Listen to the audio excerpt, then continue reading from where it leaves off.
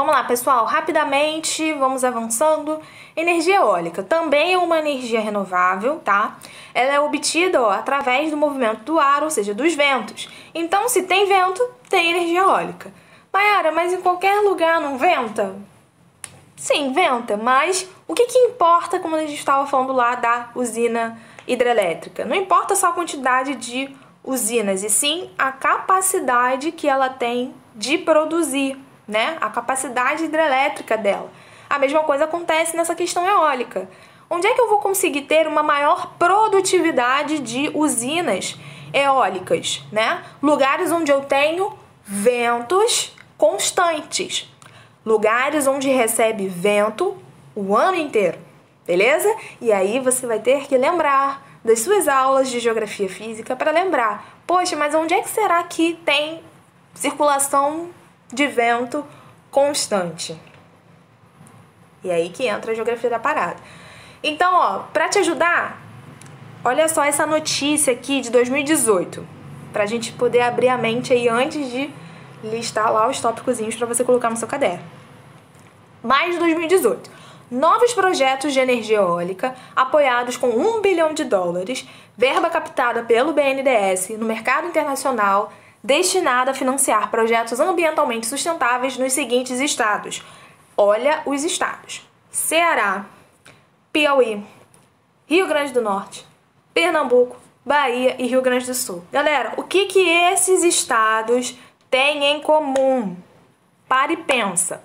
Cara, esses estados estão todos alocados na costa.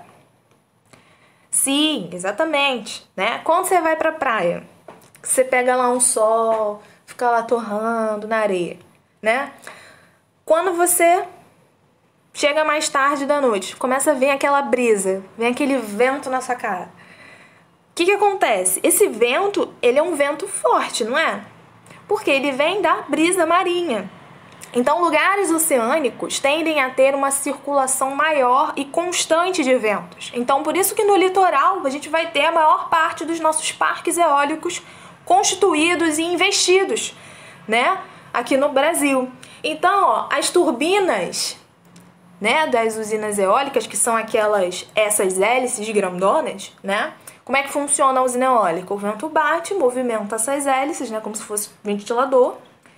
E aí você vai ter a energia captada, né, dentro das hastes, né, da sua usina eólica. E você vai ter aí gente, esqueci o nome. Quando você leva para as outras regiões, esqueci o nome. Beleza, mas vamos continuar, senão a gente não segue. As turbinas, então, elas vão ser instaladas nessas regiões, que a gente chama de ventos predominantes, ou você pode se lembrar das suas aulas de geografia física que esses ventos predominantes também têm um nome muito específico e conhecido, que são os ventos alísios. Lembram dos ventos alísios? São aqueles que saem das regiões de alta pressão e vão em direção à baixa pressão. Os ventos alísios, né, aqui no hemisfério sul, né, eles saem da região aqui dos trópicos e vão em direção à linha do Equador, e a gente percebe que isso tem uma relação direta do mar, né, junto do Oceano Atlântico, indo em direção ao continente, né, na área continental do Brasil. Então a gente tem uma forte influência desses ventos predominantes na nossa costa.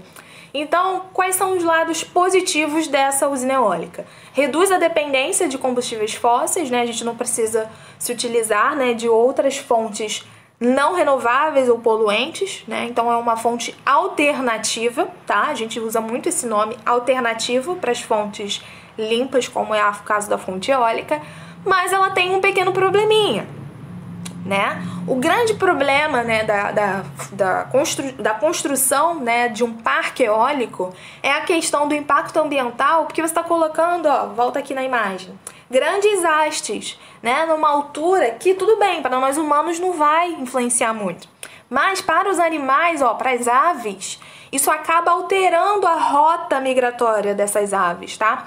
O que acontece quando as aves estão passando por uma região de parques eólicos? Ou elas vão ter que desviar o caminho natural delas, né? E aí isso pode acabar gerando mudanças na cadeia reprodutiva deles também. ou alguns acabam se acidentando, né, e não veem, enfim, ou não estão atentos e acabam sendo atingidos no voo por essas hélices e acabam morrendo, tá? Então, é algo ruim nesse sentido porque atrapalha as migrações de aves e também há relatos de pessoas que vivem próximos, né, a cidadezinhas, próximas a regiões, né, de instalações de usinas eólicas, né, dessas turbinas, dessas hélices, que diz que em alguns momentos o som incomoda muito do vento batendo nas turbinas. Acaba gerando um ruído que é incômodo. Então, também poderia ser um tipo de poluição sonora, né, causada ao homem. Mas algo mais imperceptível comparado com o impacto que os outros, né, as outras fontes de energia, principalmente as não renováveis, né, as poluentes, causam, tá? Então é algo bem pequeno. Mas, como sempre, a gente tem que falar tudo, né, para vocês aprenderem. Então, fica aí já de atenção essa questão. Outro rápido que a gente vai falar aqui, outro tipo de fonte é a geotérmica. A geotérmica é uma fonte de energia gerada a partir do calor interno da Terra, tá? Então, geo é terra, né? Térmico vai ter a ver com a relação de calor. Então, geotérmica é o calor que vem do interior da Terra. Então, lembra você lá também das nossas aulas de geologia, geomorfologia, né? Que a Terra ela é dividida em camadas, né? As camadas internas da Terra, o núcleo, o manto e temos a crosta, né? Também a litosfera. Então, nessa região da litosfera, onde nós vivemos, na superfície terrestre, né? Nós podemos ter algumas saídas, né? Que vão conectar, né? Formações geológicas que vão conectar essa área mais superficial da litosfera com as áreas mais escondidas, né? Nas áreas mais interiores. Então, é o caso, por exemplo, das regiões aí de geysers, né, que vão ter essa fumarola, né, com água saindo, como se fosse um vulcão, só que com água quente, né. Nós temos as nascentes termais, que vão ser essas áreas, né, de nascentes com uma infiltração de água, que vai ter acesso a um canal mais interior, né, da Terra, que vai acabar levando, né, o aquecimento, propagando o aquecimento do interior para a superfície. Né? Enfim, a gente tem aí diversas formas, como a gente viu, né, de ter essas áreas mais com fissuras, né, mais rachadas, né, da superfície terrestre, tendo também a saída aí de propagação de calor para a superfície, tá?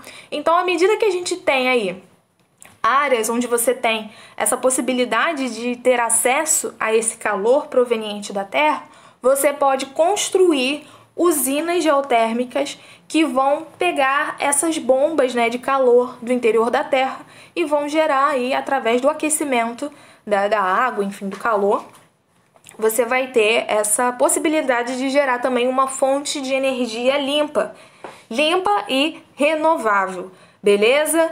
Vamos então falar quais são as características principais.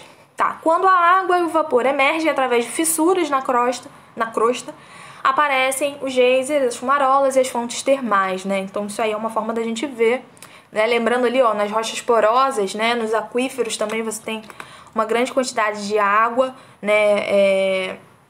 Inclusa nas áreas mais inferiores da camada, e se elas estiverem aí próximas dessas regiões aquecidas, elas vão ter a possibilidade de serem mais áreas para exploração, né? De usina geotérmica. Então, próximo à superfície, a água subterrânea pode atingir temperaturas de ebulição e dessa forma servir para impulsionar turbinas para eletricidade e aquecimento.